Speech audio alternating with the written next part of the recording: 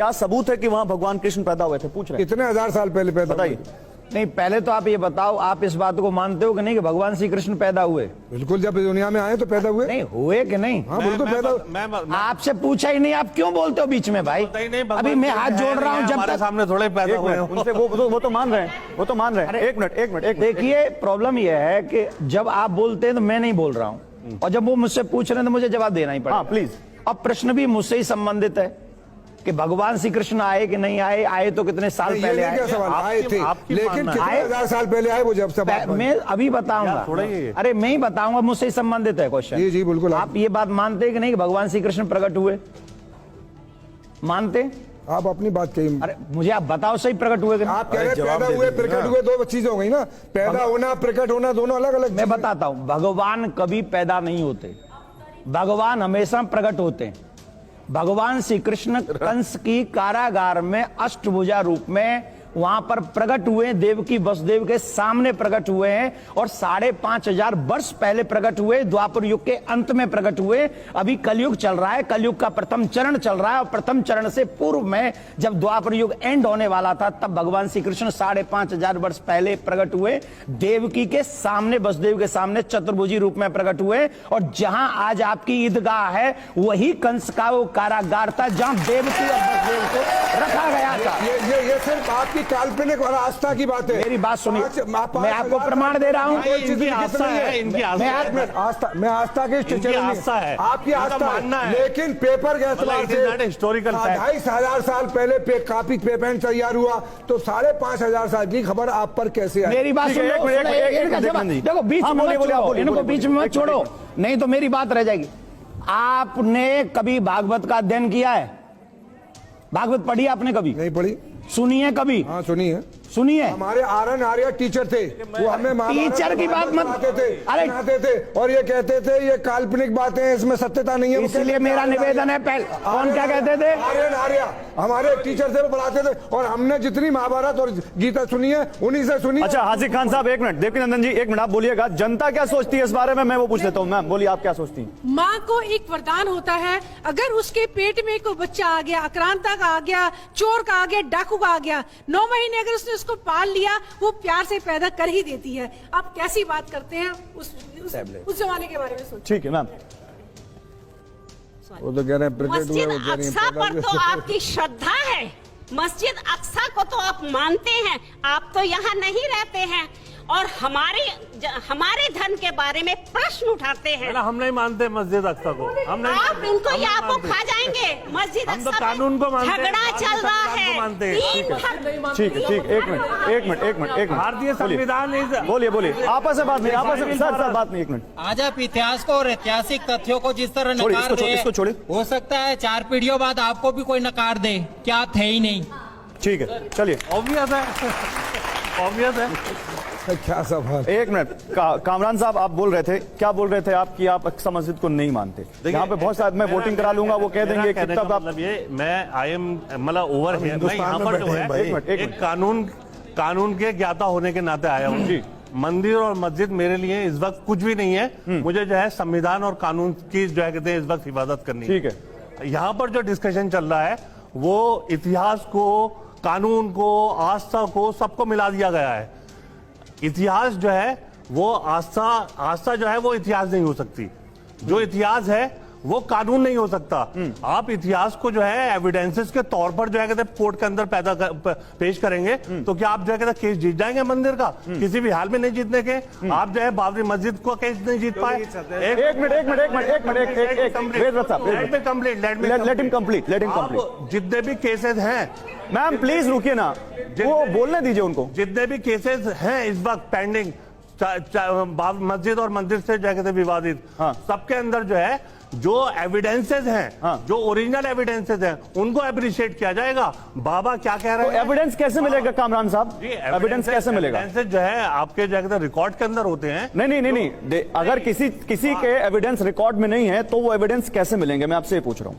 अगर आपके पास एविडेंसेस नहीं है तो you will lose the case. I will go to the court. आप कोर्ट में एक मिनट सर रुकिए। क्रिएट नहीं किए जा सकते, एविडेंस क्रिएट नहीं किए जा सकते, एविडेंस ढूंढे जा सकते हैं, एविडेंस ढूंढे जा सकते हैं, क्रिएट नहीं किए जा, ढूंढे जा सकते हैं। एक मिनट। हाँ, यहाँ पर मान लीजिए 2 एविडेंसेस हैं, पूरा जो कहते हैं आप जो कहते हैं जो सर मैं लंबी बहस करूंगा तो बहुत हो जाएगा। आप सुप्रीम कोर्ट के लॉयर हैं, आप ज्यादा बहस अच्छे से करते हो। मैं आपसे एक सवाल पूछ रहा हूं, मेरे सवाल पर रहिए। एविडेंस क्रिएट नहीं की जा सकते, लेकिन क्या एविडेंस ढूंढे जा सकते हैं? जो एविडेंसेस ऑलरेडी अवेलेबल हैं और ढूंढे हुए एविडेंसेस में फर्क है।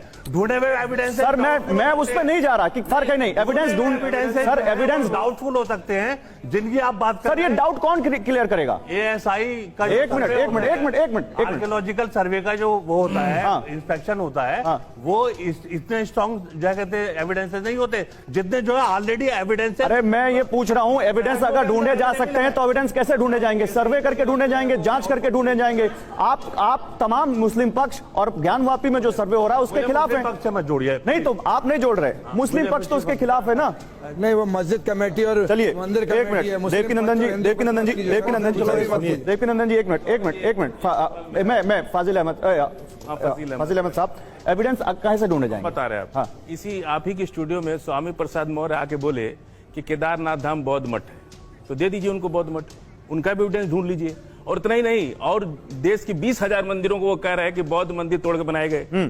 तीसरा, बाबरी मस्जिद जब खुदाई राम मंदिर की जब शिलान्यास हो रही थी, उसको भी कुशीनगर ASI के सर्वे को इलाहाबाद हाई कोर्ट ने कहा, ASI ने कहा हाई कोर्ट में कि कुशीनगर जैसा अवशेष मिल रहा है, बौद्ध स्थल मिल रहा है, तो आपने बौद्ध स्थल क्यों नहीं दे दिया? जिस तरह से आप कह रहे हैं कि स्वामी प्रसाद कह रहे हैं कि 20,000 मंदिर में बौद्ध स्थल है, तो उसको दे दिए। केदारनाथ धाम को देवकीनंदन जी जवाब दीजिए।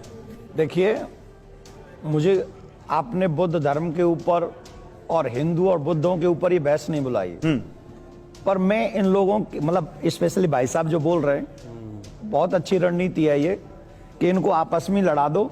अब ये रणनीति का सवाल नहीं है, ये जेन्युइन सवाल है। महात्मा बुद्ध कहीं पैदा हुए, भारत में पैदा हुए, पूरी दुनिया में फैल गए, और उसको आप खत्म कर रहे हैं। मेरी हम बात, नाम बता रहे राजा का। अरे हमारी बात सुनो। विश्वामित्र राजा ने तोड़वाया नहीं। अरे हमारी बात, राजा शशांक हमारी ने बात सुनो। 8वीं शताब्दी में राजा शशांक ने 20,000 बौद्ध मंदिरों को तोड़वा के हिंदू मंदिर बना दिया। ठीक है, आप लोगों ने अपने फैक्ट रख दिया, अब उनको बोल लेने दीजिए। इतिहास है, इस इतिहास को आप क्यों भुलाना चाहते हैं? फाजिल साहब आपने बोल दिया ना, अब बताइए देवकीनंदन जी। आपके हर प्रश्न का उत्तर दूंगा, पर एक एक करके करो, एक एक करके करो, और इतिहास के मुताबिक ही दूंगा। कर ही क्यों रहे हैं, मेरी समझ में नहीं आ रहा है। आप यहाँ बहस क्या है? आप उनसे क्यों सवाल यहाँ पर बहस क्या ये है? आपसे सवाल करें, आप जवाब दो।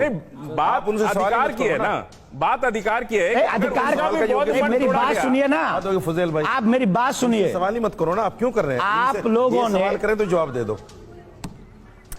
मौलाना साजिद सवाल रशीदी आप कीजिए। आ जाइए यहाँ, मैं चला जाता हूँ। आप सवाल आप कीजिए। यहाँ आके डिबेट करा लीजिए। नहीं, सर आपको गेस्ट के तौर पे बुलाया है, आपको गेस्ट के तौर पे बुलाया है, आप गेस्ट के तौर पे बात आपका जवाब नहीं दे रहा, मैं उनका जवाब। अरे तो आप फजील साहब को बताएंगे कि वो किसका जवाब दे, किसका सवाल दे। करो, क्यों करें हम इनसे सवाल आप भाई? सबका ठेका आपने लिया हुआ है। वो करें एक एक करके सब क्यों करें हम? अरे आप मत करो, आप सुनते रहो, इन सबके प्रवक्ता हैं आप मत करो, आप सुनते रहो। बोलिए। मैं, उन्होंने मुझसे प्रश्न किया तो मुझे जवाब देना पड़ेगा। ठीक है सर, प्लीज। मेरी बात यह है कि यहाँ पर बात हो रही है जामा मस्जिद की सीढ़ियों की, यहाँ पे बात हो रही है कृष्ण जन्म भूमि की। अब कृष्ण जन्म भूमि में आपके कुरान के मुताबिक, आपके धर्म के मुताबिक कौन सा पीर आया था मुझे? हाँ बताइए, बिल्कुल बता रहे हैं। बताइए। रामायण में, रामायण नहीं, सुन लीजिए, वहीं से शुरू करेंगे। रामायण में नहीं, शुरू करेंगे। सुन आपकी, लीजिए। मेरा क्वेश्चन शुरू आपकी करेंगे कुरान है, एक मेरा मिनट। क्वेश्चन आपकी रामायण कुरान में है। जी, सुनिए, रामायण में लिखा है, आप भगवान यूं ही राम- हैं? सुन लीजिए, हाँ। रामायण में लिखा है ना कि भगवान राम अपने जन्म स्थान से 1.5 योजन दूर जाके जल का आमचन किए। क्या किए? भगवान राम ने 1.5 योजन समझते हैं ना, मैं समझता हूँ। तो 1.5 योजन दूर जाके हाँ। भगवान राम ने जल का, सरजू के तट पर जल का आमचन किया। हाँ। यानी फाहियान ने, कौन सी चौपाई है? सुन लीजिए, कौन सी चौपाई है? अब हम किताब नहीं, हम चौपाई बताओ बता रहे हैं। मेरे नहीं, प्लीज, बात सुन लीजिए। 1.5 योजन तो जानते हैं ना। किससे? अरे हमने, सुनो, 1.5 योजन छोड़ दो, नहीं, आप सुन कहाँ लीजिए। पढ़ के आ रहे फाहियान हो? गौरवाल जी, अरे फाहियान ने कहा, रामायण में कौन फाहियान सी? ने 1.5 भाई योजन को साहब, 18 किलोमीटर नापा है। भाई साहब, फाहियान ने 1.5 योजन को साहब, 18 किलोमीटर नापा है। भाई साहब, और आज मंदिर कहाँ बन रहा है? भाई सरजू साहब, के तट पर। सर ये तो भाई सुप्रीम साहब, कोर्ट का फैसला आ गया। अब इस 1.5 पर योजन दूर का 18 किलोमीटर दूर आज भी फजील साहब, एक मिनट, फजील साहब सुनिए, आप सब मेरी बात सुनिए, मेरी बात सुनिए। रामायण को तो माना सर गया मेरी ना। बात सुनिए, हम सुप्रीम कोर्ट को भी मानते हैं और उस पर सुप्रीम कोर्ट से फैसला आ चुका है, उस पर हम डिबेट नहीं कर रहे। नहीं, दैट डिबेट देखिए, एंडेड, वहां भी दैट डिबेट एंडेड, वो डिबेट खत्म हो चुकी है, वहां राम मंदिर बन रहा है सर, इसलिए बोलते रहे। तो आप सुप्रीम कोर्ट जाइए, खत्म नहीं हो सकता वो बात। आप ये मत कहिए कि सुप्रीम कोर्ट का फैसला अंतिम फैसला है। हमारे साथ नाइंसाफी हुई है तो हम जीवन भर बोलते रहेंगे कि हमारे साथ 1.5 योजन रामायण का 1.5 योजन, ये सारी चीजें कोर्ट में जाएंगी। फिर आप देखिए भगवान राम का जन्म मस्जिद के बीच गुम्बद के नीचे हुआ था, तो बीच गुम्बद के नीचे भगवान राम का फजील साहब राम मंदिर पर सुनिए कि बीच वाले गुम्बद के नीचे फजील साहब सुनिए मेरी बात कि उसी अरे आप बोलते रहेंगे, दूसरे की बात नहीं सुनेंगे, आप बोलते रहेंगे, दूसरे की बात नहीं सुनेंगे तो डिबेट होगी क्या? मेरी बात सुनिए फजील साहब, होल्ड ऑन, बहुत बोल लिया आप।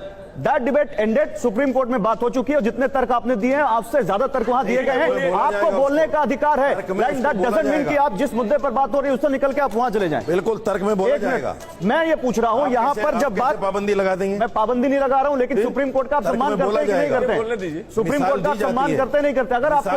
अगर आपको उस फैसले से दिक्कत है आप जाइए सुप्रीम कोर्ट में रिव्यू पिटीशन डालिए, कोई रोक रहा। ठीक है, छोड़ दीजिए। वो दोनों समुदाय को सेटिस्फाई किया गया, मंदिर दे दिया गया हिंदू समुदाय को और 5 एकड़ जमीन मुसलमानों को दे दी। मंदिर बनना है, हमारे देश का संविधान, हमारे देश के प्रधानमंत्री पूजन करने जा रहे हैं, मस्जिद का उद्घाटन अब तक क्यों नहीं हुआ? देश की एकता और अखंडता के लिए हिंदू मुसलमान सबको एक साथ चलना होगा, तब ये देश उन्नति। जवाब दीजिए, एक मिनट। स्वामी जी हम लोग चलेंगे, देश आगे चलेंगे, हम और स्वामी जी लड़ेंगे, देश चूक जाएगा, पीछे चले जाएगा। ठीक, एक मिनट देवकीनंदन, एक मिनट मैम, एक मिनट। देवकीनंदन जी जवाब दे रहे हैं, आप लोग सुनने आए कि बहस करने आए? पहली बात तो यह है, भाई साहब ने वो रामायण नहीं बताई, वो स्थान नहीं बताया कहां पे लिखा हुआ है, ठीक? क्योंकि इन्होंने व्हाट्सएप से ज्ञान पकड़ लिया और बोल दिया। व्हाट्सएप नहीं, रामायण में लिखा है। रामायण में सुनिए, चुप रहिए एक वॉल्यूम 1 में लिखा है, वॉल्यूम 2 में भी लिखा है। अरे 1, 1, 2 नहीं, कौन से कांड में कहा? विश्वामित्र ने भगवान राम से कहा कि 1.5 योजन दूर जाकर के जल का आमचन करो, समय निकलता जा रहा है। वॉल्यूम 1 और वॉल्यूम 2 दोनों में लिखा है। आप कहेंगे क्योंकि मैं एक पॉलिटिकल आदमी हूं, मैं चीजों को अध्ययन करता हूं, और आप कहेंगे तो रामायण लेके बैठ जाएंगे आपके साथ। अरे आपने बोल दिया फजील साहब, जवाब तो ले लीजिए आप जवाब तो ले लीजिए और प्लीज मत बोलिएगा बीच में, बोलिए। असल में क्या है कि हम लोग यह बात कर रहे